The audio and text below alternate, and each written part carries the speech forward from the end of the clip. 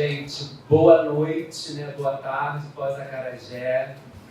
Eu queria convidar aqui meus parceiros de mesa, minhas parceiras, Marluce Magno, Mestre Guto, as estrelas. Estamos aqui meio Gaspar, Baltazar e Belchior, né? Os três da Folha de Reis. Queria agradecer muito a Regina Abreu, o pessoal do Observatório do Patrimônio Cultural, a Sabrina, a Bianca, a Ilha e o Gustavo por esse convite. Sou um pouco ovelha desgarrada da linha Memória e Patrimônio, então eles estão me enlaçando assim, estou gostando, estou achando legal. Estou muito honrado de estar fazendo essa mediação com o Mestre Guto e com a Marluce, que é cria também aqui da Unirio, né? Fez mestrado e doutorado aqui, não foi, Marluce?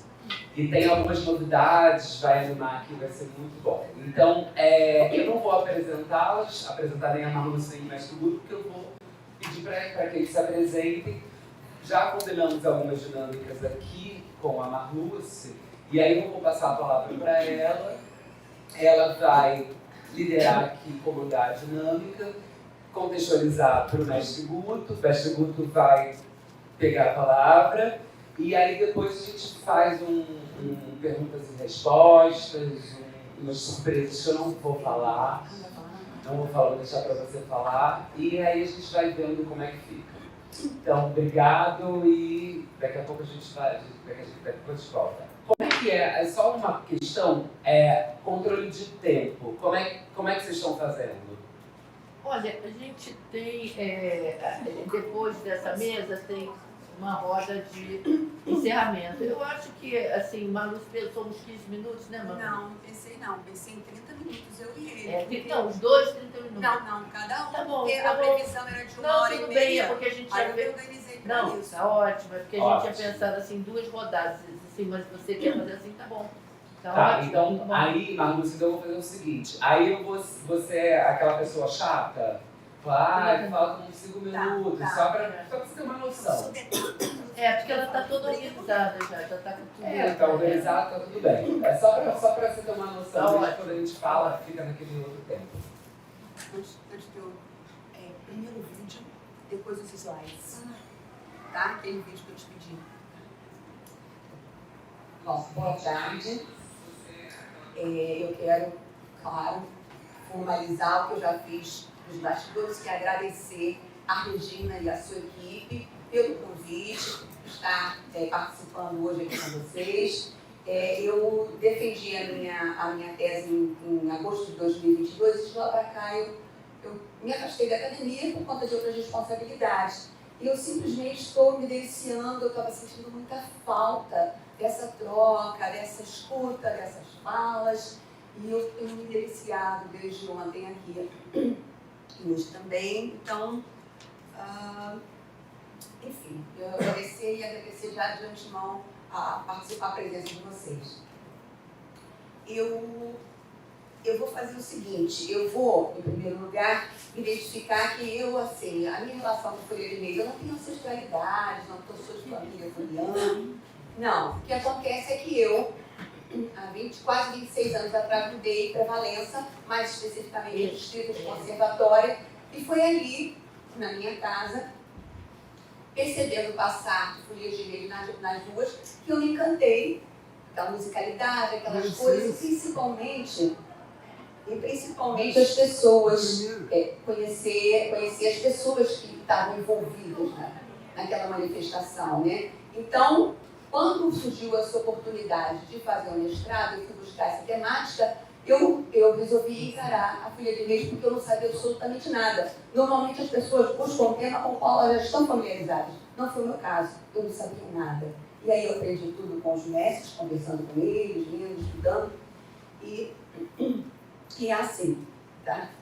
Eu vou fazer o seguinte, eu vou primeiro mostrar para vocês, até para a gente entrar no clima, um vídeo que nós fizemos, eu, a Regina e o Noilton, em 2014, logo no início da minha pesquisa no mestrado. Mas é um vídeo atemporal, porque a proposta dele é explicar de uma forma bem sucinta, mas com auxílio das imagens, o que é uma Folha de Reis, e também mostra passagens de um encontro de folias que acontece em Valença anualmente, já está no número 51, se eu não me engano, também para vocês conhecerem. E aí, então, depois eu apresento o meu colega de mesa e o mestre Guto. Pode parar, passar o vídeo?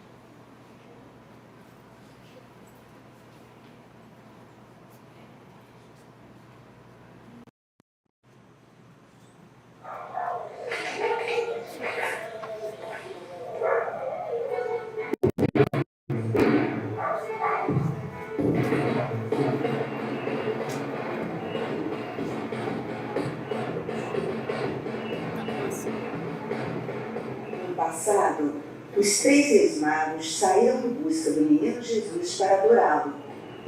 A cada ano, pessoas movidas pela fé nos santos reis relembram sua jornada.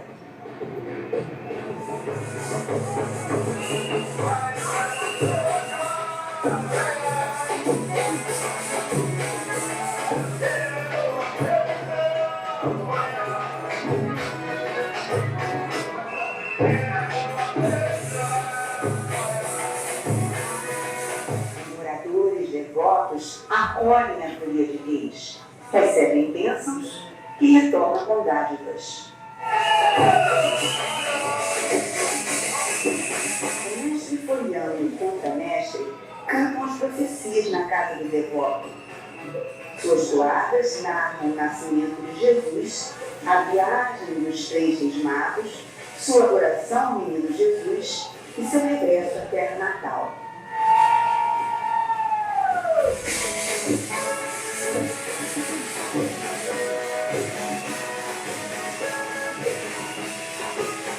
A prática de celebrar os magos no Oriente chegou à América Portuguesa através do colonizador. Mapeamentos de pesquisadores indicam a intensa presença da folia de reis em todos os estados da região sudeste e também no centro-oeste.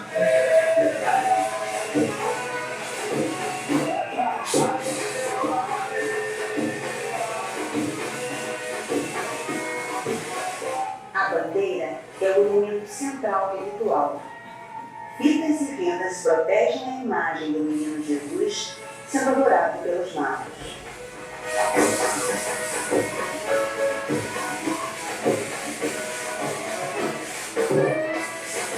Com seu jeito irreverente e suas máscaras assustadoras, os palhaços representam os soldados de Herodes que perseguiam Jesus.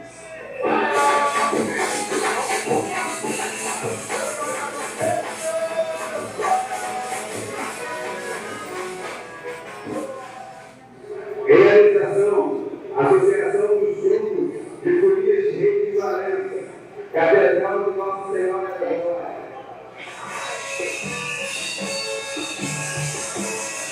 Nos últimos 12 meses, 23 municípios fluminenses realizaram encontros de folias.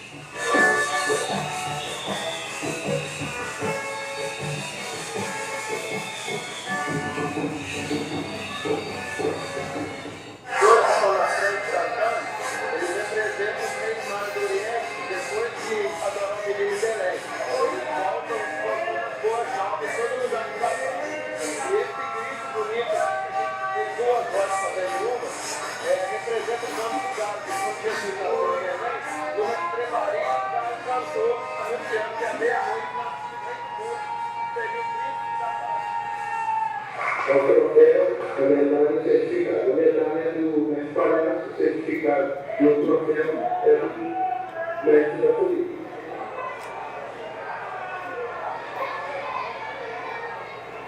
Mestre palhaço recebendo a mão do secretário de Cultura com a medalha. Denominada cantoria, é a hora da chula dos palhaços, uma dança intercalada com versos.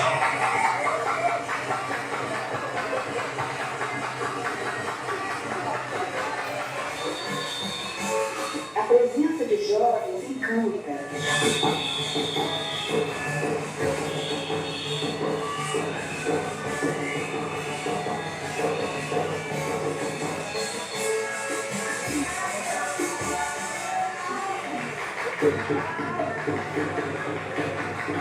A transmissão de saberes se dá naturalmente no convívio entre os membros do grupo. São parentes, amigos, vizinhos, compadres. O os jovens tocam, fazem o grito da requinta, levam a bandeira e também são palhaços.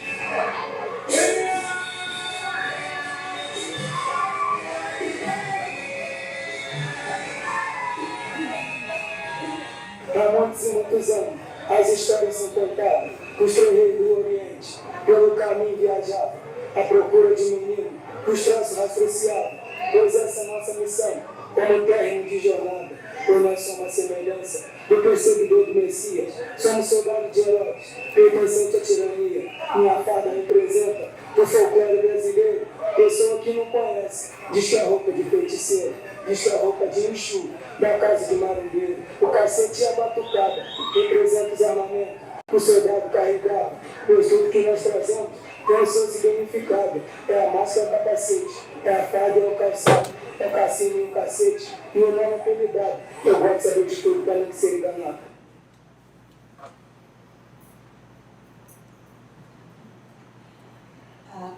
Você teve a oportunidade de observar, esse grupo era liderado pelo mestre Calixto, ele aparece ali na imagem. O mestre Calixto faleceu. O mestre Guto, o Guto foi contramestre do mestre Calixto, não está nessa imagem porque na época ele já estava formando outro grupo. Então, depois do falecimento do mestre Calixto, assume o grupo, esse grupo, e ali a formação, toda uma história. Eu pedi para ele que hoje ele ficasse à vontade, porque nós estamos interessadíssimos de conhecer a história dele, a relação, as raízes, a formação dele, como foi essa construção até chegar, se sentir seguro para exercer a condição de mestre, a dificuldade de lidar com isso, com a sua atividade profissional, ele tem que garantir o sustento da família, tudo, enfim, e tudo mais que ele julgar relevante contar para a gente sobre ele, sobre a história dele, sobre a Folia de Reis, logo depois que eu fizer a minha apresentação. Bom, aqui pode ir. Bom, então eu trouxe aqui a essência da minha pesquisa de doutorado, porque quando eu observei o propósito do ensino, colocou lá o propósito, enfim, essa troca de experiência de pesquisadores e vereadores, e com atenção à questão dos processos de patrimonialização, inventário e salvaguarda, ocorre que a essência do meu trabalho foi pesquisar, investigar uma questão que surge para mim ainda no mestrado, que eu tinha um outro foco no momento do mestrado, mas ela surgiu no mestrado, que era a questão a folia da... Eu fiz um mapeamento das folias de Valença, e quando um ou outro que eu conversava, assim, mas já tínhamos mais, temos só isso, mas já tivemos mais. Mas o que aconteceu? Aconteceu isso, virou evangélico, faltou dinheiro, enfim, isso eu vi lá no mestrado. Então, essas questões que, segundo aqueles primeiros depoimentos, estariam ameaçando a continuidade da Folia de Reis, ficou. Então, quando a gente fala em risco de continuidade, a gente fala em preocupação em relação à salvaguarda. Então, é isso que eu estou trazendo para cá, a essência da minha tese, embora eu tenha abordado outras questões, é justamente isso. E, enfim, com o objetivo de que, assim, para pensar em salvaguarda, tem que se conhecer a realidade, tem que ouvir os detentores, tem que conhecer suas realidades, e eu espero, assim, que através desse trabalho eu tenha dado uma pequena colaboração no que diz respeito às folias de reis. A próxima, por favor.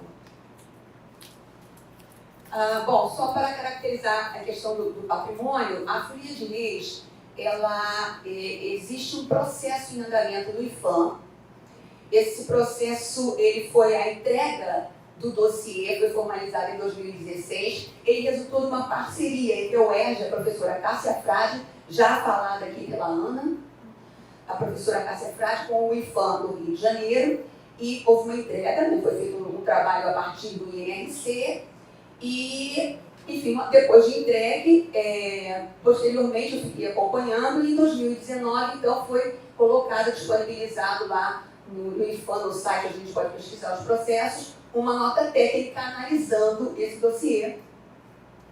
E E essa nota técnica de 2019, nota técnica número 1, e eu destrinchei ela, eu analiso ela na minha tese, e pensando assim, umas coisas que eu gostaria de destacar em relação a esse dossiê, é que os técnicos avaliaram que duas principais coisas os preocupavam, outras também, mas principalmente, foi escolhido uma certa quantidade de municípios para trabalhar a folia. 15 municípios foram escolhidos. E eles não ficaram muito satisfeitos com essa amostra. E o que acontece? Porque não ficou, quando fizeram uma seleção, aí eu durante a minha pesquisa de verificar isso, com muita dificuldade eu consegui identificar que o critério de seleção não foi em função da representatividade da folia de residência naquele município, mas por conta de uma questão prática. Havia alguns municípios que tinham sido contemplados com o Programa de Aceleração das Cidades Históricas do Estado do Rio de Janeiro, e mais por uma questão orçamentária do que qualquer outra coisa, esses 15 municípios foram excluídos. E desses 15, quando se começa a fazer a verificação, não foi a Cássia, a Cássia já recebe essa indicação desses municípios, foi o próprio IPHAN, da detecta que de cara 3 não tinham nenhum movimento, então foram 12 efetivamente que foram mapeados. Desses 12, o Valença não está. O município com o maior número de folias foi Vassouras, com 10. Ocorre que Valença tem, atualmente, nos últimos anos, em torno de 20 grupos de folia ativos. E Valença não foi incluído. Bom, a nota técnica pede um aprofundamento nessas pesquisas, que seja feito em editais para que se estenda essa pesquisa. Claro, não todos, porque a ideia é projetar para o Estado inteiro as conclusões, mas não considerou representativa.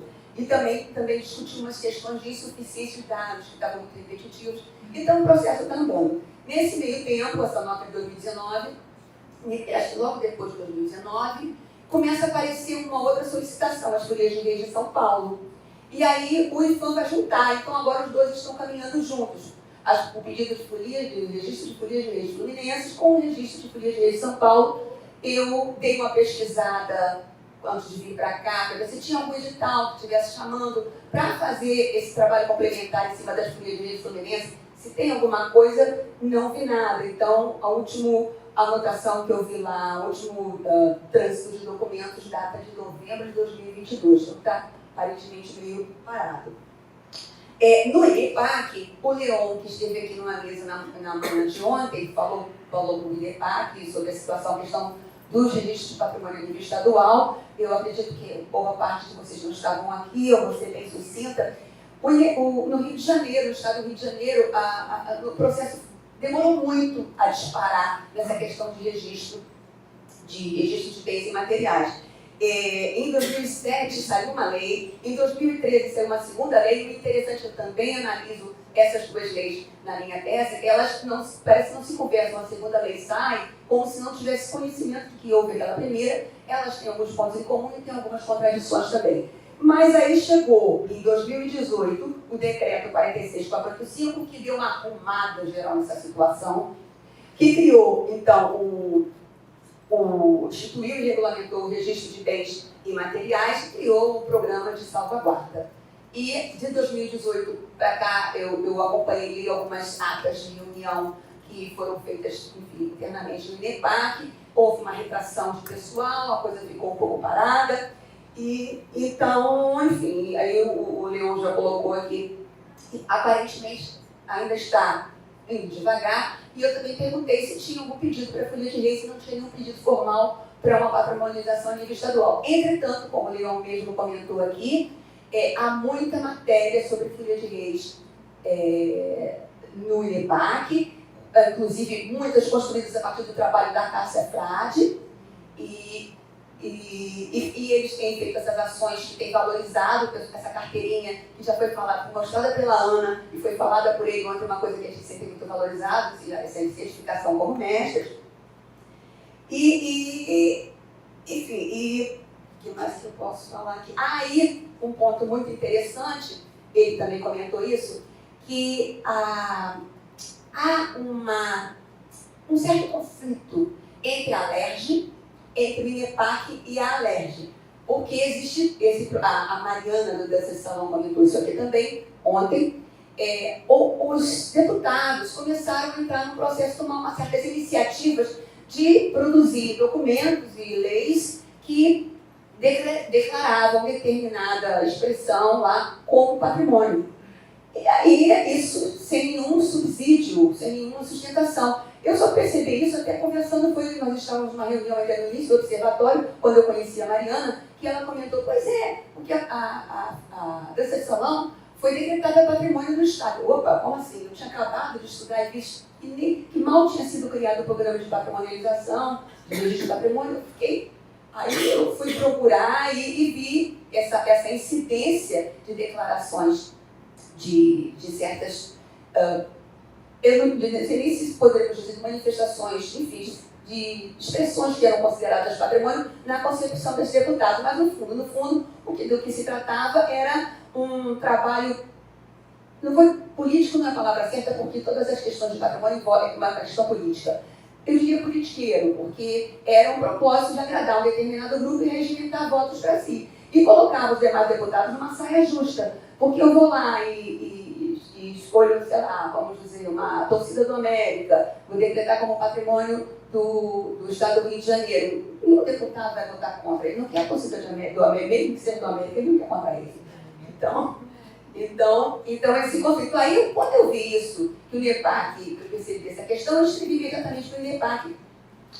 E pedi para eles, olha, se existe um problema, não existe, então vocês já devem ter feito um levantamento sobre quais são essas situações desses documentos e essas manifestações que estão declarados patrimônio e que a gente sabe que precisa de mais para fazer isso. E vocês têm uma relação, por favor, me manda o nome, me manda o documento, me manda a data e me manda o documento legal, que eu quero fazer um estudo. Ah, nós não temos. Aí, vou no portal Transparência da LERJ.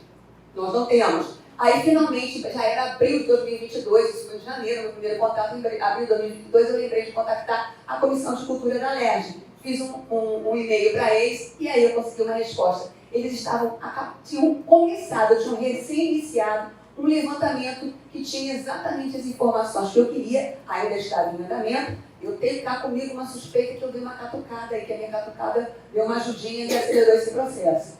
Então, eu consegui me mandar uma planilha Excel e ela mandar mais ou menos que 140 itens nessa planilha. Embora ele não distinguisse material do imaterial, essa relação também está disponível na minha tese. Pode mudar? Bom, então a Folia de Reis é uma manifestação que ela vem com a colonização.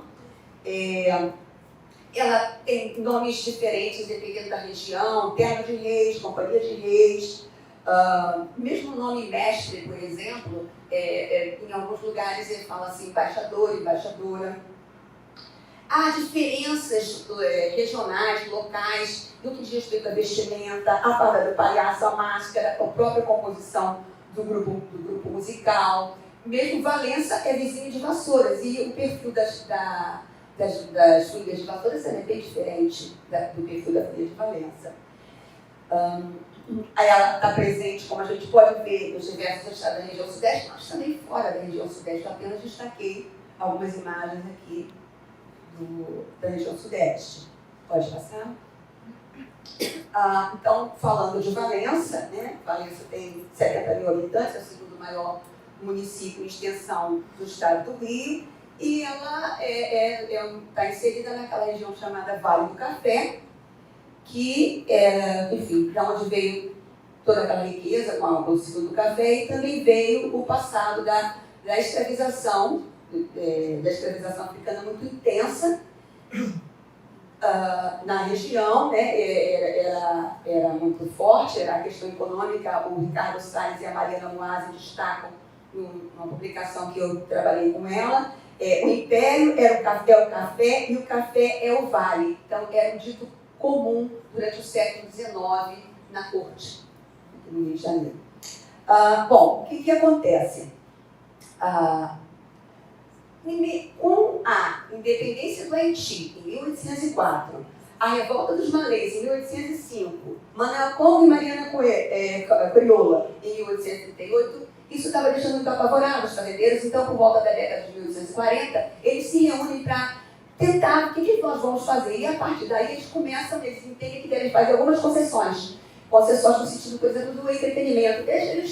Deixa eles se entreterem. Então eles foram se entreter com o jongo, com a capoeira. Mal sabiam eles que eles estavam nessa brincadeira toda e naquela fala de versos, combinando ações de resistência, tanto no jongo quanto na capoeira, né? E aí a outra medida de controle que eles para a gente como controlar esse pessoal era impor os preceitos católicos, né? Toda aquela formação católica sobre os escravizados. E aí é que entra a folia de reis, entra a questão da religiosidade.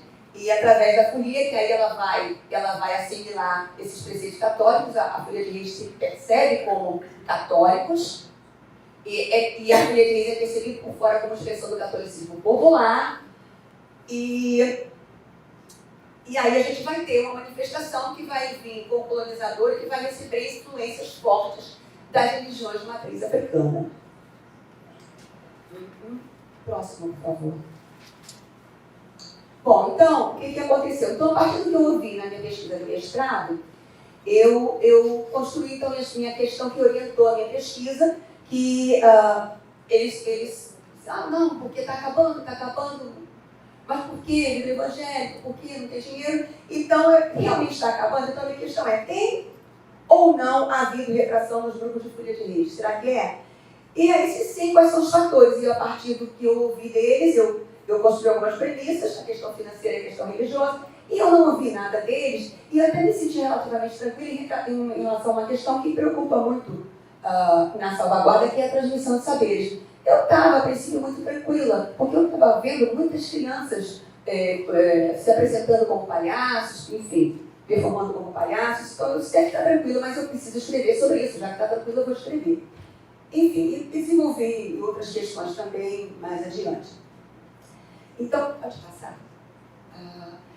Tendo essa referência que eles próprios me deram, eu fui atrás, de novo, da Cássia Frade. A Cássia tinha escrito um documento em 2013, a pedido da Secretaria de Cultura, porque ele estava elaborando justamente um plano de cultura para o Estado, e pediu que ela fizesse um texto, inclusive falando sobre quando ela considerava aquelas fragilidades que punham em risco a continuidade das manifestações. Aí eu juntei, vou fazer uma comparaçãozinha com o que eu já tinha ouvido dos meus interlocutores. Então, a primeira, atuação contínua dos nomeados evangélicos.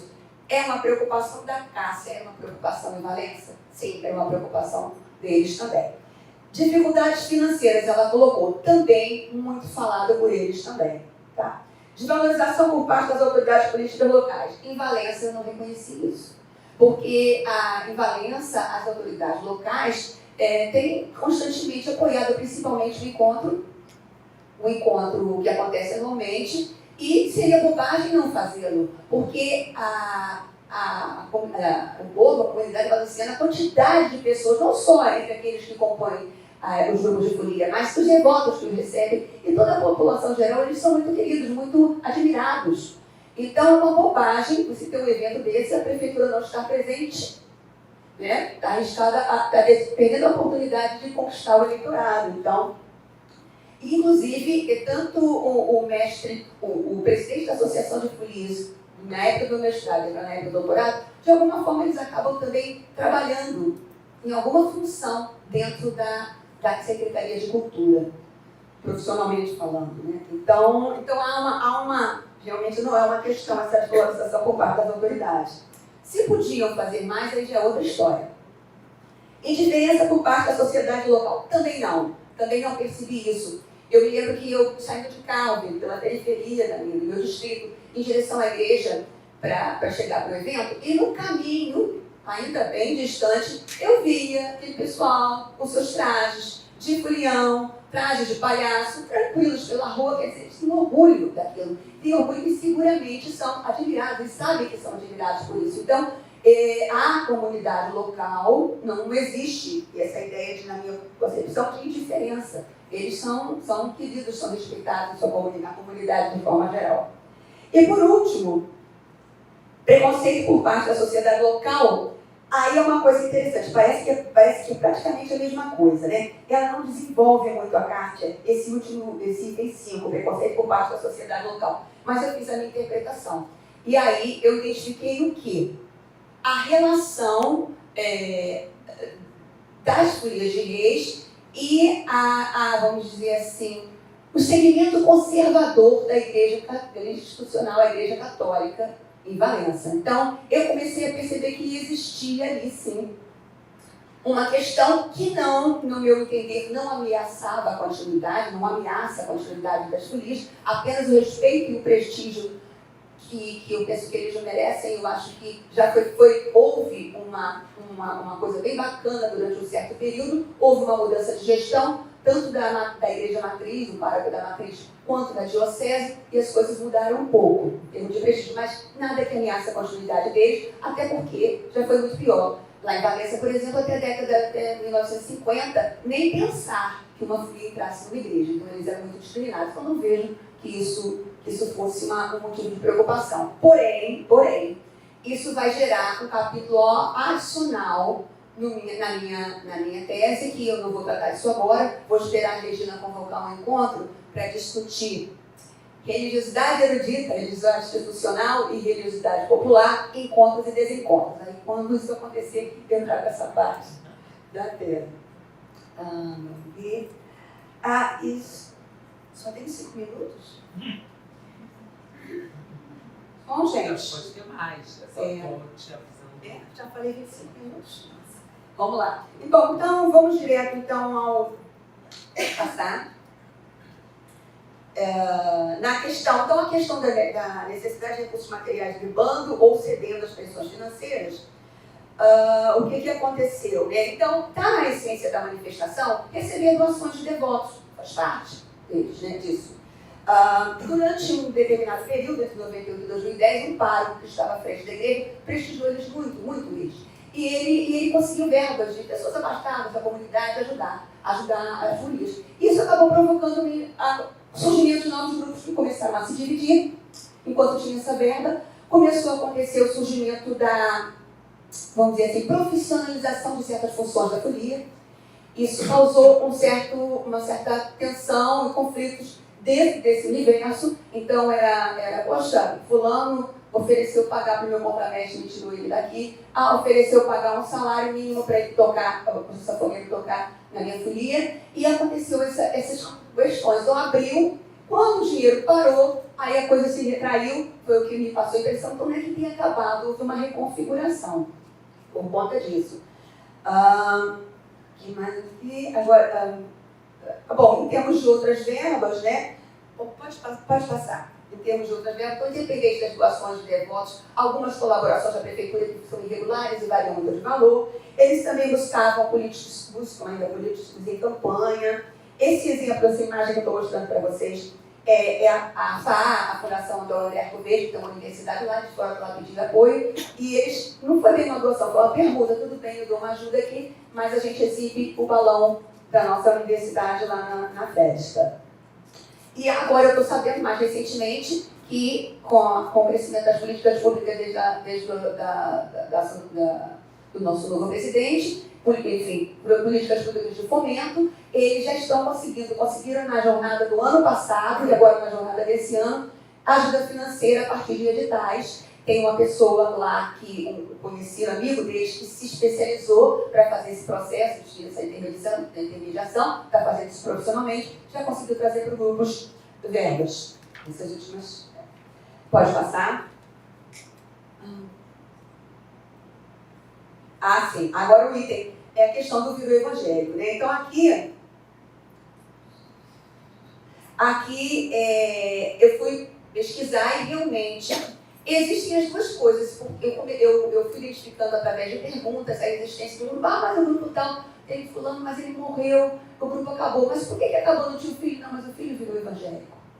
Aí eu encontro uma pessoa que começou com um mestre, bem no interior do município, começou com um mestre lá, depois criou o seu, e esse mestre, ele fechou a folia porque ele virou evangélico. Então, essa coisa foi se repetindo. Por outro lado, também ouvi algumas colocações, aí eu comecei a perguntar para os mestres, então, é assim mesmo? Está crescendo, então, né? É uma preocupação? Então, o mestre, por exemplo, está crescendo, mas não tem impacto no meu grupo. Não, mas a gente se dá bem, não tem pessoas que... Tem evangélicos que recebem a gente, ele não recebe o palhaço, mas ele recebe. Receber quer dizer oferecer uma refeição, um lanche. Por outro lado, eu conversei com o mestre que ele dizia que, ele falava da história dele, já era bem antigo, que ele chegava num determinado bairro do Valência e parou de ir, porque o bairro era habitado só por, praticamente, começou a ser dominado por evangélicos e não tinha mais acolhimento e parou de ir também. Bom, vou tentar pular aqui. Então existe um diálogo, mas existem algumas questões que preocupam. Pode passar, por favor. Eu, por exemplo, a Dona Alda é de origem de família foliã, ela tinha um problema de saúde de família, de um sobrinho que a família de sobrinho era evangélica, ela não se curava, o jovem não tinha como, e no desespero ela fez uma promessa para Santos Reis, e o menino se curou, continuou evangélico, e a família continuou evangélica, e ela patrocinou uma folia por 7 anos. Então, parece que há um diálogo. Mas houve um caso que eu considero emblemático, apesar de envolver um único caso, o mestre Torrada, já falecido, muito antigo na comunidade, e ele teve 17 filhos, todos criados no seio da Folia de Reis. E aí, o que aconteceu? Cadê? Eu falava, não, eles ajudam, mas eles ajudam quando precisam. Ele estava se referindo ao apoio financeiro. Nenhum filho acompanhando ele, entre filhos e filhos. Eventualmente um outro foi morar fora, mas tem o meu neto, um homem com 17 filhos. Imagina quantos netos ele não tem. Mas tem o meu neto. Então, aquilo ali, eu comecei a insistir, mas eu percebi que era um assunto desconfortável para ele, e eu parei de investir no assunto. Até que, já bem perto do final da minha pesquisa, eu finalmente consegui falar com o filho mais velho dele. E aí, o filho mais velho dele, aí falou o que eu esperava ouvir, porque o mestre do Rama insistia que estava tudo bem. O Senhor Deus não pode estar tudo bem. Esse homem ama a folia. Quando ele fez na virada de 2020, 2019, dezembro, ele ia completar 70 anos de folia, que ele começou aos 7 anos. Aí eu falei, vou para a abertura da folia de 24, passei a noite de 24 lá, porque eu fui encontrar os filhos dele, não tinha nenhum. Então, finalmente, eu consegui conversar com o filho dele aderiu à igreja, a IUD, né, do Reino de Deus. Ele falou assim, meu pai queria muito que eu continuasse, mas ele vai entender um dia que eu não posso continuar, que eu encontrei o meu caminho assim, assado. Então, eu considero isso bem emblemático. Ele não é o único caso de filho também criado, que também deixou e foi aí já para uma igreja já dos protestantes históricos, que era o Batista. Então, tem outros casos. Pode passar, por favor? Então, na questão da transmissão geracional, quer dizer, se vocês repararam, a Cássia Frade não colocou a transmissão de saberes como risco. Ela não colocou. Ela estava igual como eu, tranquila, segura, não tem problema. Tem tanta criança brincando de palhaço. Foi aí que eu ouço daqui, ouço dali, recuperei algumas declarações. As crianças agora não querem saber de tocar, nem de cantar, de fazer o papel de requinta, que o Chico fala no vídeo. Eles não querem saber. E eu comecei a observar que realmente grupos que não tinham as crianças, a gente tinha uma mulher fazendo o grito agudo do requinta. E essa fala, essa preocupação. Um mestre que falava, poxa, você vê, eu tinha um menino que, poxa, ele estava pronto, eu preparei a roupa dele toda, quando ele chegou, ele disse que não, eu quero sair de palhaço. E eu nem podia dizer nada contra, porque o pai dele é instrumentista, se o menino não saísse de palhaço, o pai dele ia embora. Então, existe uma questão ali, na questão de transmissão geracional, e eu não vou ter tempo de explicar. Por conta do que eu observei, eu cheguei a algumas conclusões, isso tem a ver muito com a vaidade. Até um tempo atrás, o palhaço, ele não podia mostrar o rosto, havia o protocolo. Você não mostra o rosto, você come escondido para ninguém ver o seu rosto. Isso desapareceu. Então agora a garotada mostra o rosto. Então eles ficam orgulhosos, assim, é um momento de sedução, mas vocês ficam encantadas com aquela performance. O versejar, o malabarismo, as danças. Então eu quero, é isso, né? Antes não tinha graça, porque não podia mostrar o rosto, né? Eu quero é isso, então é a vaidade que movia. Então eu desenvolvi, a partir disso, uma experiência prévia que eu tenho em lidar com a educação patrimonial na minha comunidade, dentro do universo musical, mas em outro contexto, junto com o conhecimento que eu aprendi dos mestres, eu desenvolvi um projeto eu entreguei na mão do mestre como preliminar para discutir com os mestres, que eu queria, assim, como preliminar, ponto de partida, se eles gostam, como vão poder deixar, se vão levar em frente ou não. Mas isso não chegou a acontecer, mas ele está no meu livro, esse projeto. E, deixa eu ver. E pode passar, por favor. Novamente, nem tudo está perdido. Fui numa visita com a folia no município de Três Rios, que eles foram visitar aquele padre que eles amavam, que em 2010 saiu de lá, no aniversário dele. Todo ano vai uma folia lá, eu me ofereci, sou muito oferecida, me ofereci para ir junto. E na volta, para o ônibus, uma parada técnica qualquer, que todo mundo começa a descer. Todo mundo começa a dizer, mas vem cá. Tinha um grupinho, essas crianças. Com fardas improvisadas, era início de fevereiro, eu tinha passado a fase. Com uma lata, batendo, cantando, dizendo os versinhos lá, e todo mundo desceu e foi um encantamento só. Então, assim, tem coisas que preocupam e tem coisas que nos animam muito, esse foi mais o caso. E para terminar, pode passar a última, né? Eu expresso a minha preocupação no final, porque há projeções do IBGE que os evangélicos vão suplantar o número de católicos em 2032. Valença ainda é uma cidade muito forte na concepção, na população católica, em relação, inclusive, ao estado do Rio e à média da região, mas existe uma projeção, então a gente sempre se preocupa. Eu acredito que a continuidade e o aprofundamento das políticas de aprimoramento, de políticas de patrimônio, de fomento, podem ser e são importantes, mas eu fico até achando que elas podem também contribuir nesse aspecto da questão do interesse pelo fundamentalismo religioso, juntando com a ITV, que é apenas uma hipótese.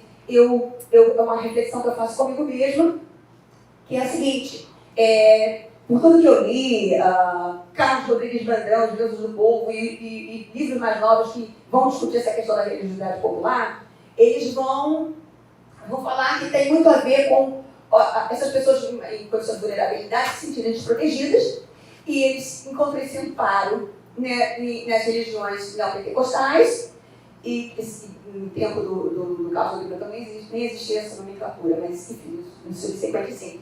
Eles vão se sentir prestigiados, porque vão assumir funções que vão ganhar um sentido simbólico, por mais simples que ela seja no contexto da administração do templo, e então é prestígio e apoio econômico, apoio financeiro. Então, assim, se expandem as políticas públicas para a redução das desigualdades, junto com isso, na questão econômica, junto com o prestígio que as políticas públicas podem proporcionar, será que isso não nos afastaria do fundamentalismo evangélico? É só uma reflexão, é só uma hipótese, é uma coisa que eu penso comigo mesma e estou compartilhando com vocês. Me desculpem, tá? Vou passar a palavra para o mestre e queria dizer para vocês que depois que o mestre falar, nós vamos ter sorteio de livros, porque o meu livro foi publicado foi a convite da Casa Santos Reis, uma ONG, o seu fundador e mantenedor e CEO está aqui, o Afonso, e é dentro de uma coleção. Levanta o braço para o pessoal ver quem é. Tá. Dentro da coleção. Ótimo, vamos aplaudir o Afonso.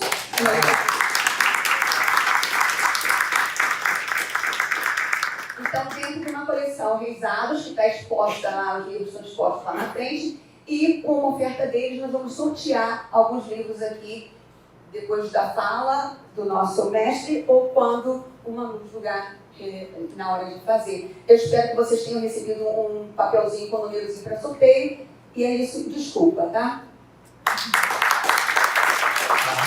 Foi ótimo, não preciso pedir desculpa não, porque, enfim, anotei tudo, adorei, enfim, essa pesquisa é maravilhosa. Eu não recebi o papelzinho do sorteio, Manu. Vou passar a palavra agora para o mestre Guto.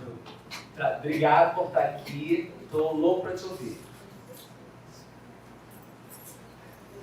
Boa noite, gente. Meu nome é Augusto, Silvino Augusto Batista. Agradeço por dona Barbucci ter tendo a oportunidade de vir aqui contar sobre a jornada do São Reis, né? Eu saí desde a idade de 9 anos de idade. Muito meu avô, de família, né? Meu avô, sou Calixto, e a gente vem nessa peregrinação, né? Mas acontece que a gente vai crescendo e a gente tem que trabalhar.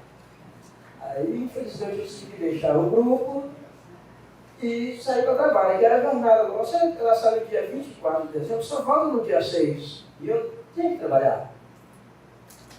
Até que eu fiquei observando o meu avô, e o socialista que aprendeu com o meu avô. O meu avô era avô Silvino, que era meu nome também, Silvino Batista. Eu ficava observando que eles cantavam, onde rezavam no Reis, falavam rezavam no Reis, mas ele não tinha leitura nenhuma. Ele não sabia ler, não sabia escrever. E eu fiquei observando aquilo. Até eu passei a maior, comecei a pesquisar, olhar na Bíblia, procurar Novo Testamento, Velho Testamento, Lucas, Mateus, e percebi que eles faziam corretamente anunciação, adoração, profecia e nascimento. Que são as 4 partes do Evangelho que é dado no Reis. Eu pensei comigo, como pode isso, gente? Aí foi quando eu resolvi, montei meu grupo, aí dentro da cidade, só saía durante a noite. Aí fiquei durante 20 anos, saindo só à noite. Que dava saudade. Sendo que, faltando 15 dias para o vocalista falecer, ele foi na minha casa. E falou comigo, Augusto, eu me chamava de Augusto. Augusto, essa bandeira veio do seu avô, veio do seu pai. Ela está comigo. Hoje não tem problema de coração. Eu não aguento mais tratar. Você poderia fazer esse favor, dar essa força para a gente? O senhor Calista tem meu grupo, essa bandeira é de vocês. Ele falou comigo, passado 15 dias, nós perdemos o senhor Calista. Aí foi eu assumir essa responsabilidade. Então, até hoje, graças a Deus, graças a São do Reis, levando anunciação, adoração, profecia na casa de cada devoto, somos muito bem recebidos. Temos que agradecer muito a Santo Reis e a Deus por isso. E, gente, não tem coisa melhor você chegar na casa de um devoto que abraça a sua bandeira e você poder rezar as profecias para ele. Fazer a anunciação de quando o anjo Gabriel veio e anunciou a Maria, que ela ia ser a mãe verdadeira do Messias. Contar como é que foi quando São José subiu para Galileia para se recensear junto com a Virgem Maria, porque até aí nem sabia que a Virgem Maria estava grávida. Fugiu, subiu para Nazaré, encontrou com Santa Isabel, que era prima de Maria, e revelou a Santa Maria também que estava grávida, além de ser estéril. Santa Isabel estava grávida. E Maria ficou com Isabel durante 3 meses, e depois seguiu viagem com São José.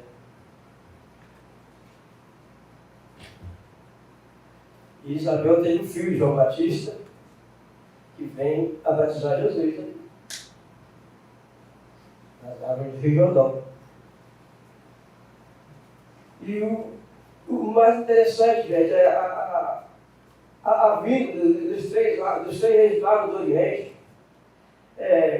Como pode ele, em sonhos, foram avisados em sonho, que viesse a Nazaré, viesse a Belém, da Judéia, seguindo as tribos do Oriente, chegar para adorar o menino Jesus, Gaspar, Baltazar e Belchior. Mas sendo que antes dos 3 reis magos chegar, vieram os pastores,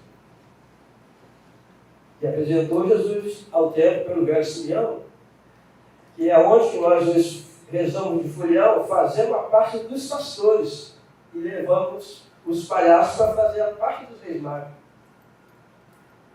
Porque o palhaço em si, nós andamos com 3 palhaços. O palhaço em si, para a gente, que eu aprendi com o meu avô, significa o seguinte: eles, sem a máscara, eles estão representando os 3 reis, portanto, eles vão no presépio adorar o menino Jesus. Depois que eles voltam no presépio, eles colocam, aí eles são palhaços, aí são pateados, aí é outra coisa. E o interessante é que se procurar nas escrituras direitinho, se procurar, olhar direitinho, pelo menos eu procurei e não achei. Porque na Bíblia, na Sagrada Escritura ali, eu não vi a parte que fala de palhaço, fala dos reis magos. Já procurei, já revirei para cima, para baixo. Não estou falando mal dos pagas, não, pelo amor de Deus. Eu não achei. Mas sendo que da forma antiga de rezar o rei, eles falam com os três reis magos, quando eles adoraram o menino Jesus, que eles voltaram da terra deles, eles se mascararam para fazer a festa. É onde eles fazem a farra deles, né, para levar a criança, levar o povo da casa. E ele não podia fazer isso, ele não podia se mascarar. Eles tinham que ter de silêncio, para a taxa de silêncio, ele estava sendo perseguido.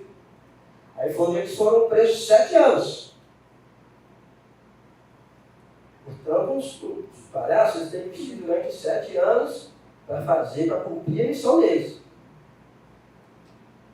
Cumpriu os 7 anos, foram livres, com a realidade, né, perderam as vidas e se juntaram no presente e transformou essa santidade que são os 3 reis magos do Oriente. Essa foi a forma que eu aprendi, né, os antigos, né? E a gente, eu sempre procurei aprender, não por boca, mas sempre compreendo na escritura, olhando aqui, olha daqui, olha dali. Mas o mais mesmo que me marcou minha curiosidade foi isso aí. Como meu avô, o Sr. Calixto, lê certinho aquilo que eles não sabia ler. Como é que contavam reis? Quando eu fui curioso, cheguei à conclusão que estavam certos. Eles dividiam os 4 capítulos certinho, contavam bonitinho, sem ter leitura nenhuma. Eu estou aí, graças a Deus, com 38 anos no São Reis. A gente às vezes fica triste, perde os companheiros, traga a gente para outros grupos, mas a gente não desanima não. A gente tem fé, São Reis, para levar a oração na causa de pecado e negócio, com muita satisfação, com muita alegria e com a bênção de São Reis. Mas muito obrigado.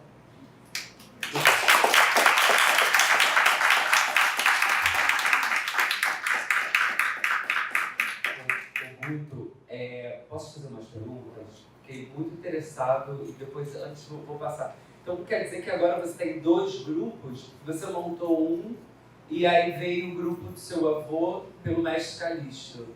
Queria que você esclarecesse como é que é isso e também falar também um pouco como é que foi a Folia de Reis esse ano. Bom, eu não fiquei com 2 grupos, porque o que acontece? Em Valença são várias missões de reis. E como eu saí em Valença, o que eu fiz? Tinha pessoas que precisavam de pessoas para ajudar, né? Para fortalecer o grupo. Aí eu cedi. E como o Sr. Calixto já tinha o grupo dele montado, eu me voltei ao grupo dele, entendeu? E assim estou até hoje. E só agradecer, que São Reis tem me abençoado muito, cada vez mais e mais. Muita bênção na minha vida, graças a Deus. Esse ano, tive a oportunidade de sair direto da minha casa. Eu mudei, e estava saindo aqui para a sanatória, né? Sempre sai aí. Aí conversei com o grupo, poxa, posso levar a missioneira para sair da minha casa? Pode. Sempre a missioneira saindo para a minha casa. Estou tendo essa bênção, graças a Deus. E estamos juntos, cada vez mais firme e mais forte. Na graça de Deus e de São Reis. E eu tenho mais uma pergunta, Luto, porque você falou do palhaço, né? Então o palhaço ele tem que ficar 7 anos, e aí depois de 7 anos ele vira reis, assim, então tem uma trajetória dessas funções. Como é que você era contramestre? Como é que você virou contramestre? Como é que você virou mestre? Enfim, como é que é? Eu posso mudar? Eu posso ser palhaço, mestre? Como é que é isso? Sim, a pergunta é interessante. Pode mudar sim. E os palhaços, eles não viram reis. Os 3 reis magos do Oriente, Gaspar, Baltazar e Melchior, que viraram reis. E eles adoraram o menino Jesus. Agora, os nossos palhaços, eles não viram reis. Eles têm que cumprir 7 anos de missão deles, porque é a tradição, né? Mas eles não viram reis. Entendeu? Aí, nesse caso, o que acontece? Ele cumpriu 7 anos. Se ele quiser sair batendo uma caixa, batendo um pandeiro, tocando acordeão, pode, não tem nada a ver, mas no momento que ele vestiu de palhaço, ele tem que completar os 7 anos. No meu caso, eu comecei batendo um pandeirinho. Eu era muito novo, tinha 9 anos, minha avó comprou um pandeirinho de baixo. Aquilo que eu bati. Aí dali eu passei pra caixa, aí depois comecei a tocar um cavaquinho. Hoje eu toco violão. Mas comecei na de quinta, passei para contramestre. Hoje, graças a Deus, a pessoa do Reis, eu estou rezando de furial. E os palhaços, não, os palhaços eu tenho que cumprir só os 7 anos dele mesmo, né? Não tem nada a ver com o Reis Mago, não. O Reis Mago que é só, voltou no presépio e transformou pela santidade. Que esse que adorava o menino Jesus, levava o incenso, o molho e a mirra, né? Seguido pela estrela do Oriente, que apareceu, né? E assim foi o acontecido. Ótimo, muito obrigado. Marluz, tem alguma pergunta para o mestre? Eu só queria comentar uma coisa que... a primeira coisa, eu não comentei, mas como o mestre Guto falou, os grupos de folia hoje saem no Distrito 7 à noite apenas. 7 horas da noite, eles voltam do trabalho, se encontram no ponto e vão sair, vai ficar até meia-noite, 1 hora, no seguinte, acorda cedo, vai trabalhar e por aí vai. A particularidade do grupo hoje que ele lidera é que ele é o único grupo de Valença do município. Eu tenho que tomar cuidado com isso. Quando eu falo, eu tenho que entender, quando vocês escutam Valença, estão pensando no município de Valença. Eles, não é só ele, estão pensando no distrito sede de Valença. Então, eu tenho às vezes me policiar. Mas eles são o único grupo no município de Valença que sai de casa, faz a abertura da folia à noite do dia 24 e só volta para casa no dia 6 de janeiro. Vão ficando em lugares já pré-combinados, que eles já fazem há muito tempo, enquanto os outros não. Isso explicaria, por exemplo, por que todos os demais grupos de folia de Valença têm uma enxurrada de palhaços, em torno de uns 30, às vezes 20, 30, e o dele não, é um grupo pequeno, porque como é que ele vai se acomodar na casa das pessoas, áreas rurais, eles vão até Minas Gerais, né, ali no Preto, né, enfim, saem e passam por conservatório. O nome conservatório é porque a sede dessa bandeira é numa agrovila de conservatório chamada Pedro Carlos. Então ele fala que é normalmente da onde sai e da onde chega, mas dessa vez saiu da casa dele, né. Eu só queria complementar. Eu acho que talvez o mestre pode não ter entendido a pergunta, mas eu entendi sobre os 7 anos do palhaço. Não tem a ver com a formação de conhecimento, não tem a ver com o compromisso espiritual. Os palhaços teriam esse compromisso. Aí eu vou aproveitar e perguntar, você acha que os palhaços, de forma geral, não apenas os seus, eles estão respeitando esses compromissos de 7 anos? Do nosso grupo, sim. Não tem como, né? É tudo do mesmo grupo, o mesmo pessoalzinho, bonitinho, respeitam muito, né? E já acostumou. Também a maioria é parente também, né? Eu tenho muitos parentes que são reis. E outra coisa que eu gostaria de falar para vocês, que hoje em dia eu sou pedreiro, eu mexo com obra, está na construção civil. Se eu estiver trabalhando para você, você pode estar certo que dia 24 dia 6 está sem pedreiro. Vai ficar na mão. Obrigado.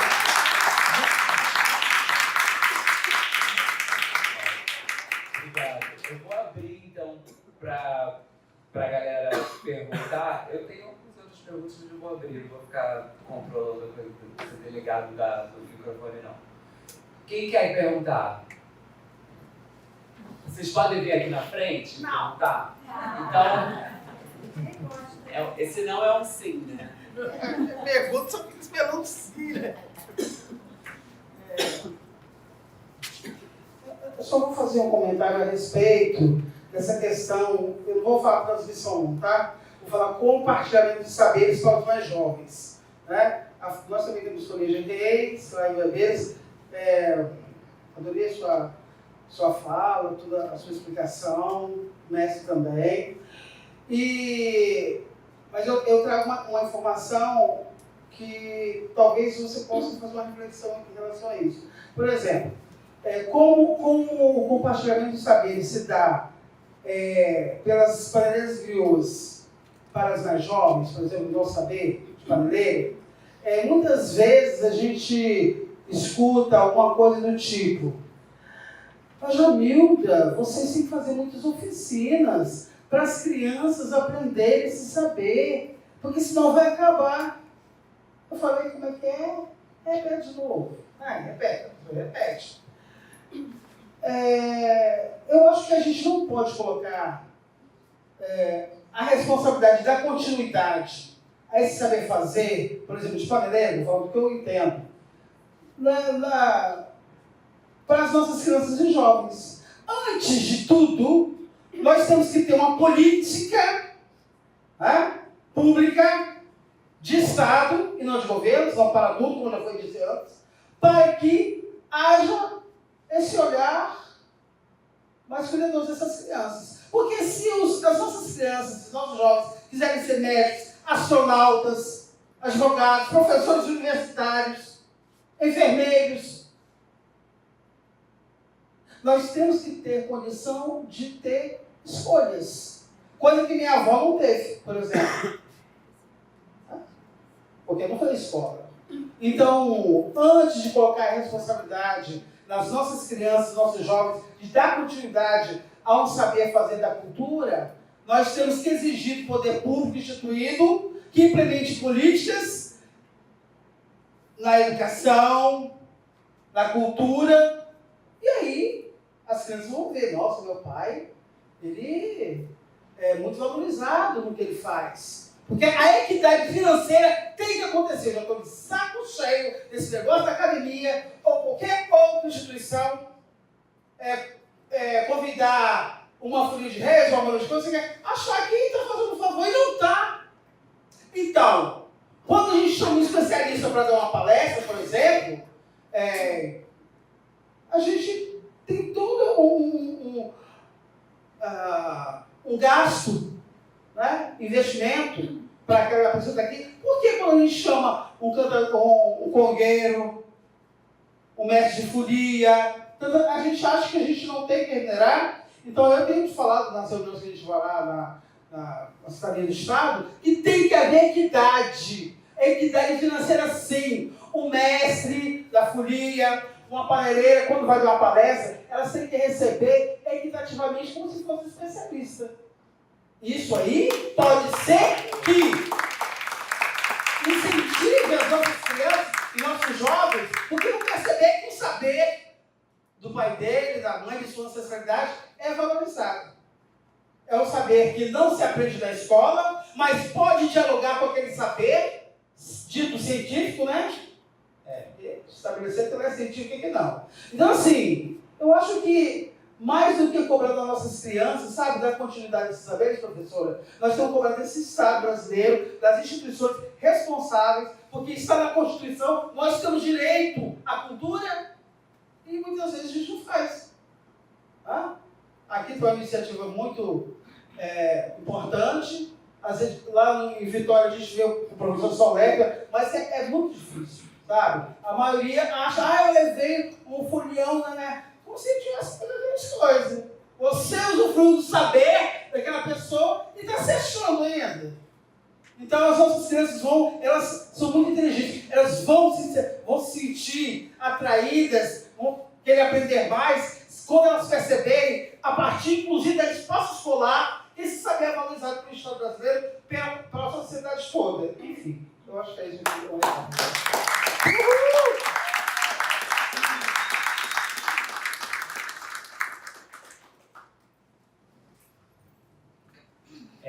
Só para comentar, eu achei maravilhoso, realmente, assim, você até na outra fala que estava falando, né, tem leis que, enfim, fazer lei é uma coisa, aplicá-las e elas estarem concretizadas, disseminadas, capilarizadas dentro da sociedade é outra coisa, né?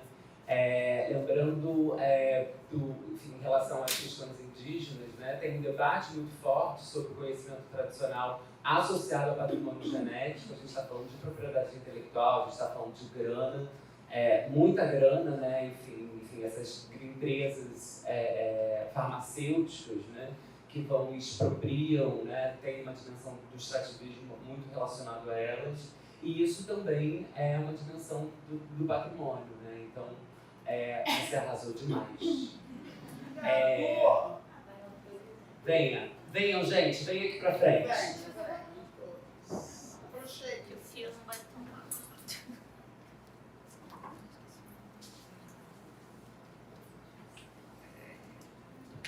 Oi, primeiramente, boa noite.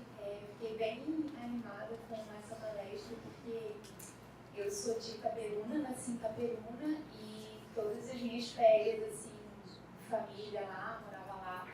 E aí eu ficava muito encantada, esperava esse momento da folia, de botar as cadeirinhas de palha e de plástico assim, na calçada, todo mundo botava para esperar a folia passar. Eu era apavorada com os palhaços, mas eu era fascinada pela folia, assim, amava ver, então foi muito interessante.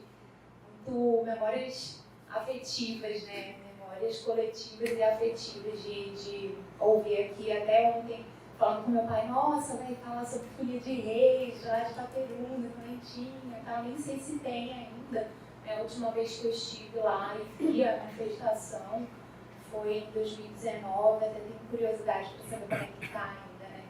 Mas eu acho que até trazendo um pouco do que a mestra Camille trouxe agora desse ponto e também do mestre de capoeira falou ontem, acho que foi o que você, o mestre da folia falou agora, porque você iniciou falando dessa dificuldade, né, de conciliar o ofício, seu trabalho com o ofício, né, com esse fazer, né, da folia. E aí pensar como é que é isso hoje, né, dentro dessas políticas de como é que se dá para fomentar, para incentivar, e se tem algum né, fomento disso, né, porque você abrir mão de uma coisa para outra, né, não tem como você disse, eu preciso trabalhar, né, e aí como é que se produz cultura se você não tem se não fornece as condições para a pessoa fornecer, né, a cultura, trabalhar na cultura, e foi até o que o mestre falou também, pensar em questões de aposentadoria, questões de saúde, aí quando envelhece, enfim, eu fiquei com isso em mente também, né, isso, obrigada. Lei de mestre já!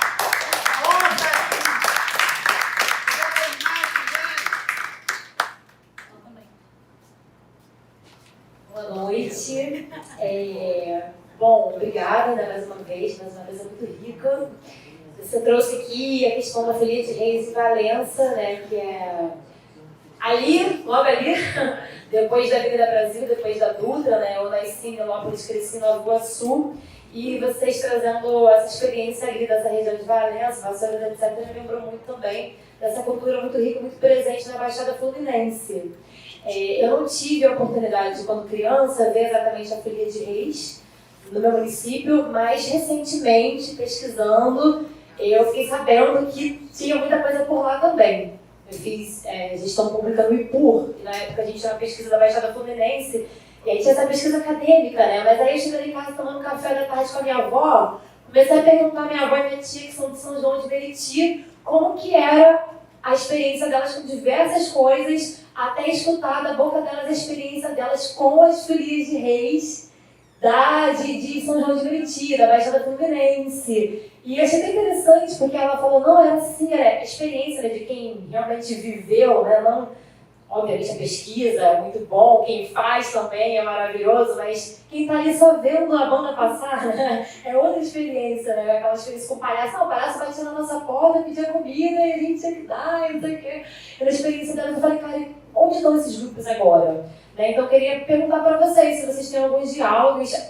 Nessa mesa aqui eu lembrei que eu fui num evento, conversei com um grupo de folias de reis que estavam na caminhada interreligiosa, que acontece todo ano. Eu peguei alguns nomes aqui, eu falei, caramba, tá aí, que eu quis fazer um contato, não cheguei a fazer. E aí a Três Rios, Folia Divina, Manjedoura de Belém de Queimados, Manjedoura Mirim do K11, que é um bairro inclusive pertinho de onde eu morava, em Nova Iguaçu. E a galera falou muito sobre um abandono assim mesmo do Estado, falou que há 2 anos tinham editais, mas que também não chegavam, um abandono da política pública dos grupos de folias de reis. E eu queria saber se vocês têm um contato assim, com esse pessoal da Baixada Fluminense, que me veio muito assim, uma vontade de localizar esses grupos, né? E se existe também alguém que esteja pesquisando nessa região da Baixada Fluminense grupos de folias, ou se você encontrou algo assim especificamente. Essa é a primeira pergunta. A segunda pergunta que eu queria fazer é em relação à relação desses saberes com a escola, da educação formal. Vocês vão às escolas, são chamados pelas escolas, a prefeitura, a Secretaria de Educação, elas concebem os grupos de reisadas como agentes de educação antirracista, né, com base em toda essa legislação que a gente está conversando aqui, ou não, assim, como que é essa relação com a educação formal, né, no caso. Obrigada.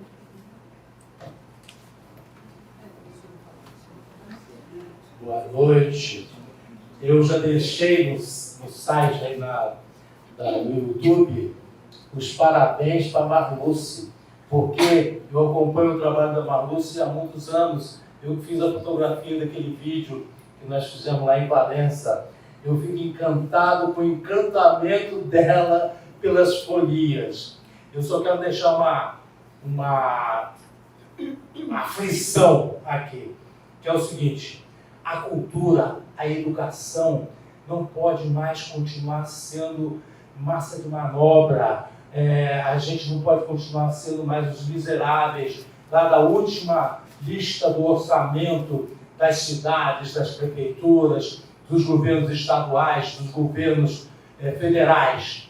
A educação e a cultura têm que ser tratados, cuidados, da mesma maneira como a soja é tratada. São milhões e bilhões despejados, assim, quase sem nenhum controle para alimentar o agronegócio, né? E isso é muito dinheiro que é jogado nessa turbina. Então, na educação e na cultura, nós temos que exigir também que joguem muito dinheiro para que a gente consiga ser cada vez mais iluminadores dos caminhos desse povo brasileiro. Então, vamos cada vez mais exigir. Queremos ser cuidados igualzinho a soja é cuidada. Muito obrigado.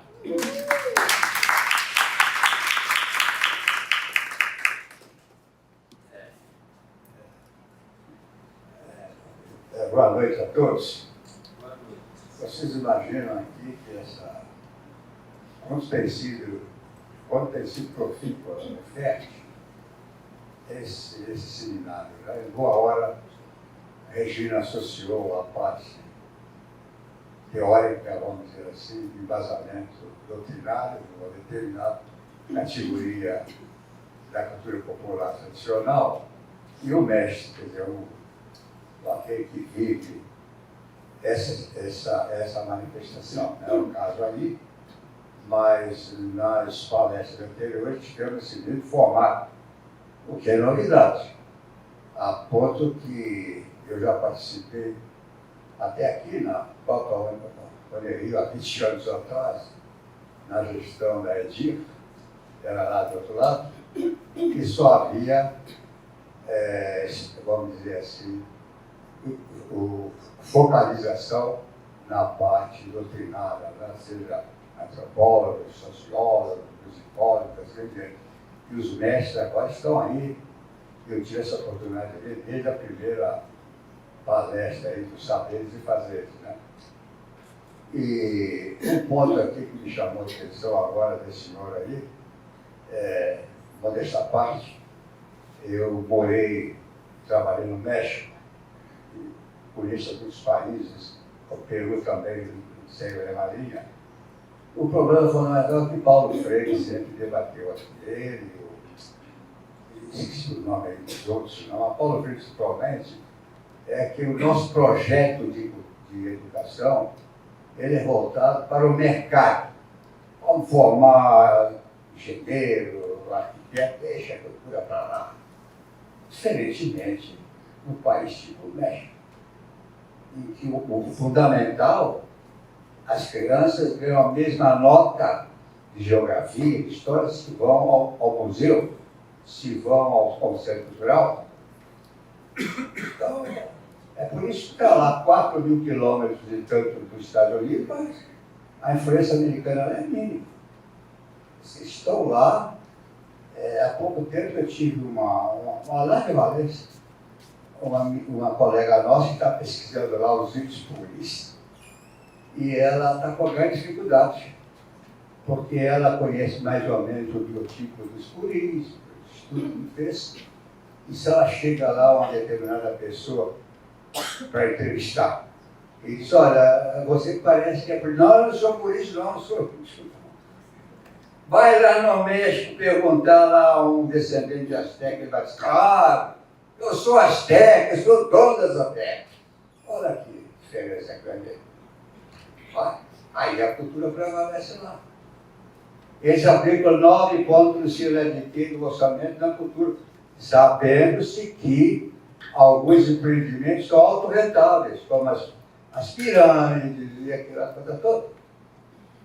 Então, para a ferramenta mais importante desses países, assim, do México, Peru, França também, você teve excelente trabalho lá dos tesouros humanos, né? É isso. Os Estados Unidos, quando manda, é ao contrário, porque lá realmente é o modelo capitalista, nem se fala em cultura, a cultura lá é importada. Eu também morei nos Estados Unidos, fiz meu pós-graduação lá, e sei que eles trazem, realmente eles aplicam muito na cultura, mas eles trazem de fora. Né? Muito Shakespeare, muito, isso tem tudo lá. Mas cultura popular lá vai não se ver, né? A não ser a cultura popular contemporânea. Né? Eu tinha muitas coisas para falar, mas aqui foi um aprendizado muito interessante sobre a própria vida, que é um aprendizado constante. Né? Muito obrigado por todos vocês. Regina, você realmente é um novo modelo aí de seminário. Obrigada. Então, assim, eu acho que a gente passa agora ao sorteio do livro, né? Antes de responder. E eu acho que a gente faz esse fechamento, que a gente está aqui com a última mesa, que é a nossa mesa de encerramento, e já temos aqui os nossos músicos que estão aqui, né? O Pedro, os outros que eu não sei o nome ainda, né? Que vão fazer a nossa roda de chorinho. A gente vai ter primeiro uma fala aqui conclusiva, né, da nossa última mesa, e a roda de chorinho. Então a gente agora parte para a finalização, né, assim, sortear o livro, com a palavrinha final de vocês, tá, para a gente seguir aqui com a programação, tá? Então, claro. Aqui, sobre a pergunta, né, sobre as crianças, é como se fosse um aprendiz, né? A Ana Vinha tem uma oficina em Valença, catedral, o pavilhão da igreja da catedral em Valença, para as crianças pudessem aprender a tocar instrumento, aprender a cantoria. Mas não houve interesse de criança nenhuma. Aí não foi para frente. E às vezes, o nosso grupo de missão de reis, que é daqui de conservatória, sabendo uma luz percebeu, a gente não carrega criança. Tudo já é gente adulto, formado, né? Adolescente, mas criança mesmo não carrega. Até porque na escritura não tem, né? É tudo adulto, tudo formado, sabendo o que está fazendo. A gente não pode conduzir as crianças a fazer as coisas erradas. Se ela quer vestir de palhaço, não pode, é só de maior. Então a gente prefere sair sem criança do que vestir ela de palhaço. Primeiro tem que aprender, ler a Sagrada Escritura, aprender, até porque o Santo Reis, quando saiu, foram os 3 reis. O filhão sai para contar a história. Um palhaço tem a obrigação de saber mais do que um filhão. E quando os 3 reis magos saíram, ele não levou o filhão atrás deles. Não, vamos para contar a história, fazer uma vida dos pastores. Então a gente não pode incentivar, Deus não pode deixar uma criança vestir de palhaço. Não existe, não existe. E você pode olhar na Sagrada Escritura que não tem criança, não há. Então, no nosso grupo de missão de reis, nós não colocamos criança de palhaço de forma alguma. Aí, como eles querem vestir de palhaço, a gente prefere sair somente com os adultos. Graças a Deus, tem dado muito certo. Boa noite. Esse comentário do mestre Guto só mostra a diversidade que existe dentro do próprio município. Essa percepção dele é extremamente rigoroso, mas outros são mais flexíveis, né? É isso? Então, eu vou tentar responder algumas coisas aqui e vou passar para você outras, tá? Então, a Jamila, Jamilda. A Jamilda, o ponto que você levantou com relação às crianças, às responsabilidades, na verdade, eu teria que refletir um pouco mais sobre o que você colocou em relação à realidade da Folia de Reis. Porque, na prática, a troca de saberes, o compartilhamento de saberes deveria acontecer naturalmente. Eles estão ali por perto, está acontecendo, é tudo em família, sem a necessidade, a não ser no que diz respeito à técnica de aprendizado de instrumentos, deveria acontecer de forma natural. Mas agora eu vou pegar numa coisa, você falou a questão do Estado, a questão da presença do Estado. Por exemplo, se eu sou no município de Valença, eu decoraria Valença, o Natal, por motivo de Folia de Reis. É uma singularidade. Eu espalharia cartazes pelas ruas dizendo dirijam com cuidado, nossas Folias de Reis estão nas ruas, porque é isso que eles fazem, saem pelas ruas. Eu faria coisa desse tipo. Outra coisa, eu entendo que o Estado podia entrar também, eles têm que se deslocar de um lugar para outro, eles têm que gastar dinheiro com passagem. Não pode ter um cartão, alguma coisa que pelo menos os instrumentistas pudessem usar para tomar um ônibus e não gastar dinheiro com isso. Então, ali eu vejo mais essa questão do Estado aí. Como você colocou em relação à transmissão de saberes, eu tenho que pensar, me parece... Não tinha que pegar cartão, não. Tinha que ter um ônibus à disposição para levar as pessoas de um lugar para outro. Eles são muitos, se vão cada um para um lugar, tem os juntam um lugar só. Eles têm que decidir a política pública que garanta a mobilidade. Bom, então, conversar com eles para saber como pode ser útil, né? Como pode ser útil. Eu queria falar também... Bom, o Noilton e o Afonso, eles fizeram, na verdade, um desabafo, né? Um desabafo mais do que propriamente uma pergunta importante na área digital, na área cultural. A moça... Thaís, você perguntou sobre se existem pesquisas nas regiões da Baixada Fluminense. Eu não sei, mas eu acredito que sim, porque tem sido uma manifestação que tem atraído muito interesse dos pesquisadores, mas eu não tenho informação. Agora, eu digo uma coisa para você, também não tem folias da Baixada, cidades da Baixada incluídas no levantamento que eu falei, que foi feito no dossiê do IFAM, que eles escolheram, que eles fizeram uma seleção de cidades, não tem. Não tem? Mas por isso que eu disse, por isso que eles estão pedindo mais. O IFAM está querendo mais, porque não gostou do critério que foi usado para escolher as cidades. Também não está. E com relação à presença nas escolas, eu vou pedir vou falar, mas eu vou falar só uma coisa aqui que aconteceu. Isso já do passado. A Folia de Reis conseguiu um ponto de cultura em Valença. Quando foi naquela época do ponto de cultura, 2008, por aí. Eles conseguiram e eles promoveram oficinas, provavelmente deve ser essa que você está falando, né? Então, ele visita as escolas, etc., naquela época, com o apoio, com esse financiamento, com esse valor que eles obtiveram através do ponto de cultura.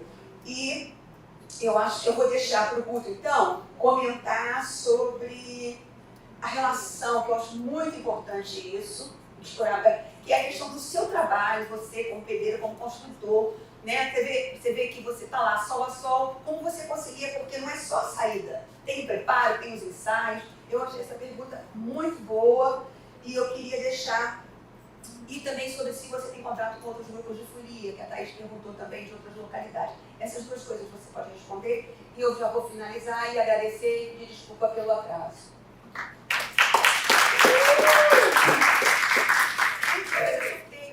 Sim, geralmente a gente encontra muitos familiares, né? É até bonito a saudação do Vadeiro, a outra, muito bonito, muito tem gente que aprecia, é coisa chique, não tem coisa igual. E sobre o meu trabalho, deu aquele dia, gente, não tem jeito.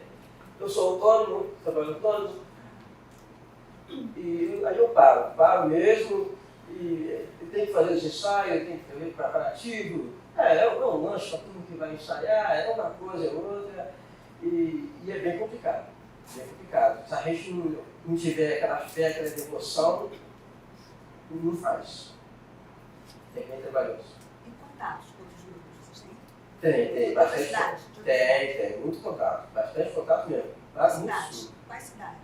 Tem Santa Rita, Jacutinga, que é Minas, Santa Isabel, de Rio Preto, Santa Bárbara, de Minas também, e Parapeúna. São várias cidades que a gente passa, temos contato com os Reis. É impressão minha, você falou de um encontro que reúne vários grupos. Encontro em Valença. Esse encontro é em Valença. Existe, sim. Em Valença. A gente não vai nesse encontro, quer dizer, o conservatório é bem afastado do norte. A gente é bem mais dificultoso. Aí nós fazemos o nosso baile de reis, né, que é agora dia 10 de maio, vocês estão convidados, gente. Tem a galera toda, refrigerante. Nós estamos convidados. É só chegar e festejar com a gente, para quem gosta de um arrasto a pé, e a noite toda.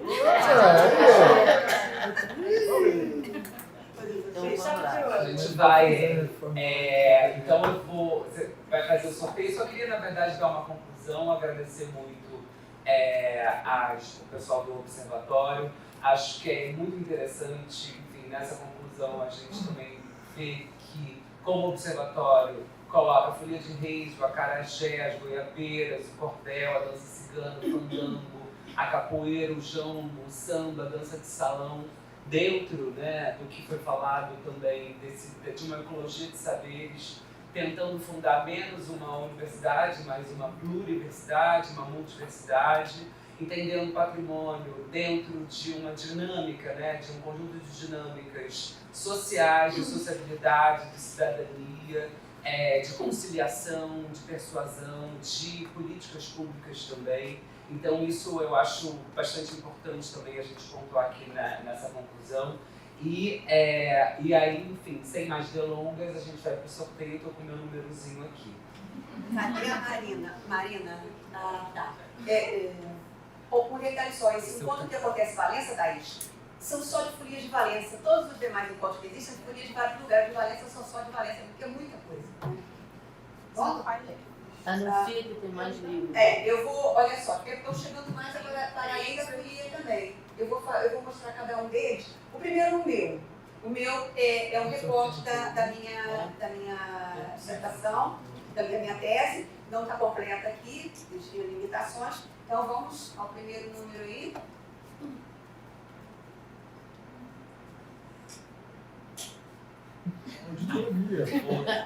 Como é que ela sorteia? Número 14. Por pouco não foi.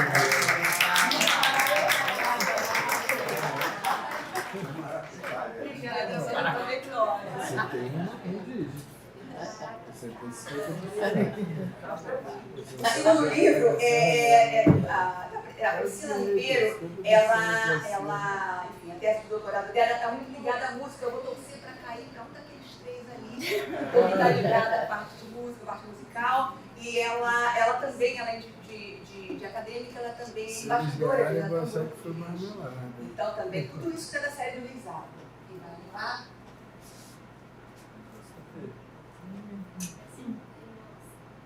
Tchau, tchau. 20. Ai, quase. Opa!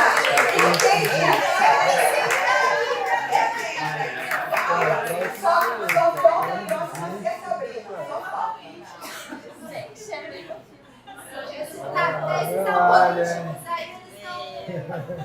Essa fileira aí tá. Agora pra cá. Esse aqui, Ulisses Passarelli, esse autor é um pesquisador autônomo também, mas esse foi um livro usado pelo IFAM ao produzir a nota técnica e analisar o dossiê de Folia de Reis. E, enfim, quando eles analisam a questão da categoria reisado, ela bebe nessa fonte aqui, o pessoal do IFAM em Brasília. Então, vamos lá. Tchau, tchau, tchau, tchau. 9.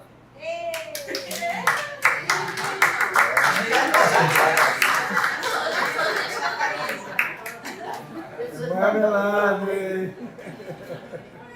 Esse aqui é um livro interessante. Esse aqui é escrito por um colega bem mais maduro, um mestre de folias de Valença. Ao longo dos anos, ele foi construindo um livro a partir dos saberes, né, para fazer os versos, porque o que é as profecias, como o próprio Bruto explicou, vai falar sobre as várias fases da anunciação, até o retorno dos mestres, e é cantado em versos. Então ele vai e faz um trabalho amplo, bem detalhado desse roteiro. Ele constrói versos com o objetivo de, no entendimento dele, formar novos mestres. Porque esse saber aqui era muito escondido. Não era qualquer um que conseguia os versos que um determinado mestre cantava, e ele entrou com uma outra atitude. Então é um trabalho feito por um mestre de folia ao longo de anos, né? Quem vai levar esse?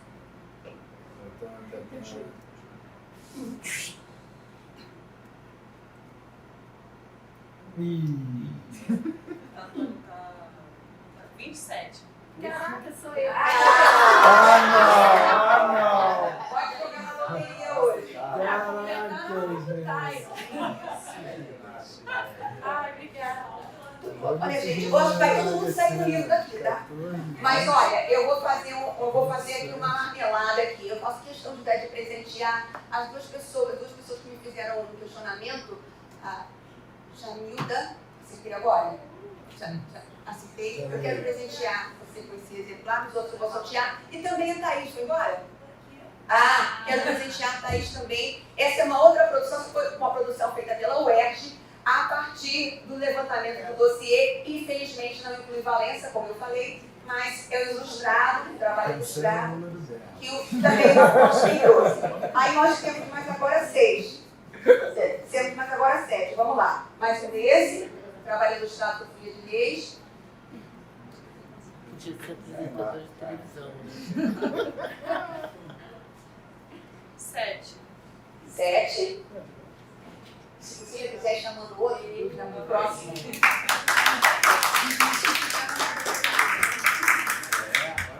Já vamos pro próximo. 3. 3. Foi embora? Dou-lhe uma, dou-lhe duas. Pode pedir outra. 3 foi embora. Olha quem foi o banheiro, né? 16. 16. Eu não já ganhei. Já ganhou? Não, então eu acho que a gente podia, então, porque né, tem mais um livro aqui, Baiana, Jacarajé, Comida e Patrimônio, da Nina Bittar. Eu acho que é muito especial. Mas eu perdi meu papelzinho, só lembro do número. Ah, mas a gente pode confiar. Eu acho que a gente pode confiar, né? Tá certo.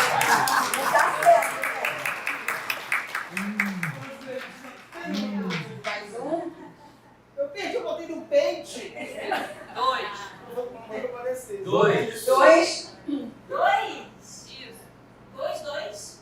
Dois batidos. Valeu. Não, 2. 2 você? O número 2. Ah, é marmelada! É marmelada! Pode embora. Tem outro aqui. Nova cartografia social dos povos e comunidades tradicionais do Brasil, expressões culturais e ofícios tradicionais em Goiabeira Velhas, Vitória Espírito Santo. Que maravilha. Ficou 21 agora. 21.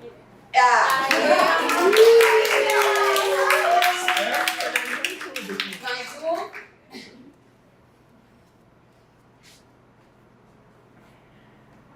15. Eu.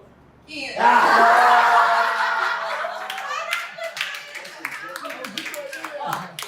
Essa vai ser o último. Ela deixou por último pra ele desconfiar. Esse é meu, tá?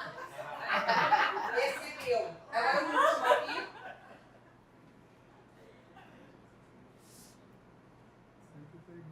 24. Isso eu.